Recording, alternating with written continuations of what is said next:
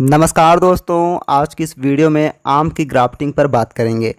जैसे आम की ग्राफ्टिंग क्यों की जाती है, आम के ग्राफ्टेड पौधे लगाने के क्या फ़ायदे और क्या नुकसान है, आम की ग्राफ्टिंग कब करनी चाहिए, किन किन बातों का ध्यान रखना चाहिए, इन सभी ज़रूरी चीज़ों को आज की इस वीडियो में कवर करेंगे। दोस्तों, आम की ग्राफ्टिंग में रूट स्टॉक के लिए यानी नीचे वाले हिस्से के लिए बीजू पौधे को लिया जाता है, यानी जो पौधा गुठली से उगा हुआ होता है, जिसके ऊपर ग्राफ्ट करने के लिए सायन हमें ऐसे ट्री से लेना होता है जिस पर फल लगते हैं।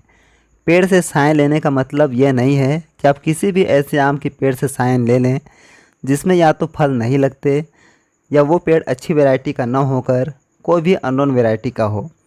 कौन सी वैरायटी के पेड़ से सायन लेना है, जैसे दशहरी, लंगड़ा, नीलम, मल्लिका या कोई भी अन्य वैरायटी, यह टोटली आप पर डिपेंड करता है कि आप कौन सी वैरायटी का पौधा तैयार करना चाहते हैं।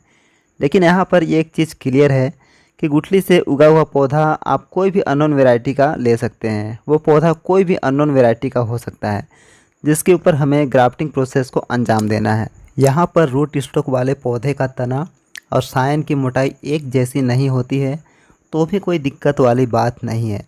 वो आगे चलकर कुछ महीनों में एडजस्ट हो जाता है, लेकिन फिर भी आप कोशिश करें कि दोनों की मोटाई एक दूसरे से मैच खाती हो, जिससे स्टार्ट से ही दोनों की थिकनेस बराबर रहे। ग्राफ्टिंग करने के लिए मैं यहाँ पर साइड ग्राफ्टिंग का यूज़ कर रहा हूँ, जिसमें रूट स्टॉक और सायन दोनों को कुछ इस तरह से तिरछा छीलकर दोनों को आपस में अटैच करके बांध देते हैं। यहाँ पर ध्यान दीजिएगा, ग्राफ्टिंग करते समय आप हाथ को अच्छे से धोकर साफ करके ही ग्राफ्टिंग कीजिए, क्योंकि गंदे हाथों से ग्राफ्टिंग करने पर इसके कट पार्ट में फंगस बहुत जल्दी लग जाता है। बांधने के लिए आप कोई भी स्ट्रेचेबल प्लास्टिक का यूज कर सकते हैं। वैसे अब डिस्पोजल प्लास्टिक बैन हो चुका है, लेकिन उसकी जगह कोई भी ऐसी मोटी प्लास्टिक जो लचीली हो उसे खींचकर पतला करके आप बांध सकते हैं। यहाँ पर आपको अच्छे से कसकर टाइट बांधना है, जिससे दोनों आपस में अच्छे से चिपक जाएं। और ग्राफ्टिंग टाइम पर अगर मौसम में उमस यानी ह्यूमिडिटी हो तो आपको सायन को प्लास्टिक से कवर करने की कोई ज़रूरत नहीं है। और अगर ह्यूमिडिटी नहीं है तो सायन में जल्दी फुटाव के लिए आप कोई भी प्लास्टिक या कार्टून के डब्बे वगैरह से ढक दें। इसके बाद आपको इसे ऐसी जगह पर रखना है जहाँ पर नाम मात्र की धूप छनकर आती हो, यानी जहाँ पर धूप छाँव जैसी स्थिति बनी रहती हो। वाटरिंग आपको सेम वैसे ही करनी है जैसे हम अन्य प्लांट की करते हैं। दोस्तों, ये पहला अपडेट मैं आपको 1 महीने का दिखाने जा रहा हूँ। हमारी यह ग्राफ्टिंग अब सक्सेस हो चुकी है, लेकिन इसकी ग्राफ्टेड वाली बंधी हुई प्लास्टिक को अभी परमानेंटली रिमूव नहीं करना है। जब इसकी पत्तियाँ पूरी तरह से मैच्योर हो जाएंगी तभी यह क्लियर हो पाएगा कि हमारी ग्राफ्टिंग पूरी तरह से जुड़ चुकी है। तब हम ग्राफ्टेड प्लास्टिक को परमानेंटली रिमूव कर सकते हैं। मैं अभी आपको सिर्फ दिखाने के लिए प्लास्टिक हटा रहा हूँ। इसके बाद मैं फिर से ग्राफ्टेड पार्ट को बांध दूंगा और प्लास्टिक से ढककर इसे पार्सल शेड में रख दूंगा और ढकी हुई पन्नी को नीचे से कुछ फाड़ देंगे और इसी तरह धीरे धीरे पन्नी को फाड़कर इसका होल बढ़ाते जाएंगे और कुछ दिन बाद ढकी हुई पन्नी को परमानेंटली हटा देंगे। अचानक हटाने पर टेम्परेचर में आए बदलाव को छोटे पौधे झेल नहीं पाते हैं और मुरझा जाते हैं, इसलिए यही एकमात्र तरीका होता है पन्नी को हमेशा के लिए हटाने का। दोस्तों, अगर बात करें कि आम की ग्राफ्टिंग क्यों की जाती है, तो ग्राफ्टिंग से तैयार आम के पेड़ में फल बहुत जल्दी लगने लगते हैं। बीज से तैयार आम के पेड़ में फल लगने में जहां 8 से 10 साल लग जाते हैं, वहीं ग्राफ्टेड आम के पेड़ में 2-2.5 सालों में ही फल लगने स्टार्ट हो जाते हैं।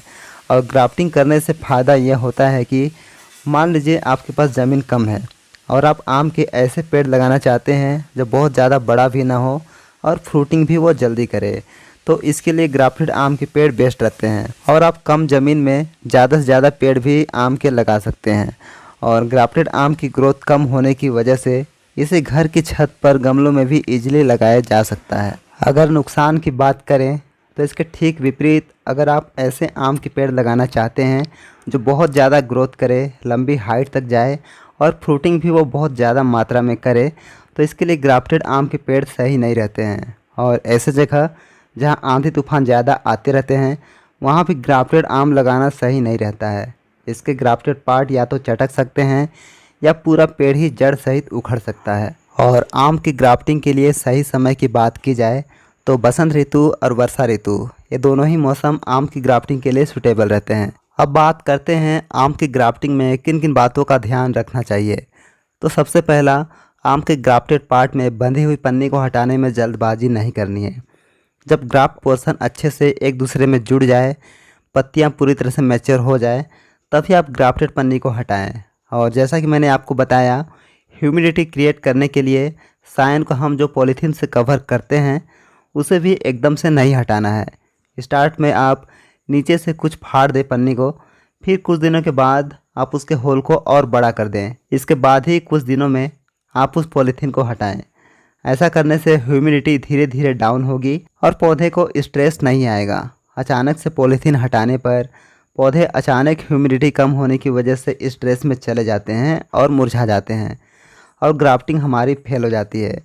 तो इसका आपको विशेष ध्यान रखना है। और अगर ह्यूमिडिटी मौसम में ऑलरेडी है तो आपको पॉलीथीन से बिल्कुल भी कवर नहीं करना है। ऐसे ही ग्राफ्टिंग हमारी सक्सेस हो जाएगी। यह वीडियो अगर आपको यूजफुल लगा हो तो वीडियो को लाइक और शेयर ज़रूर कीजिएगा। इस वीडियो को सिर्फ अपने तक ही सीमित मत रखिएगा। नेक्स्ट वीडियो तक के लिए आपका बहुत बहुत धन्यवाद।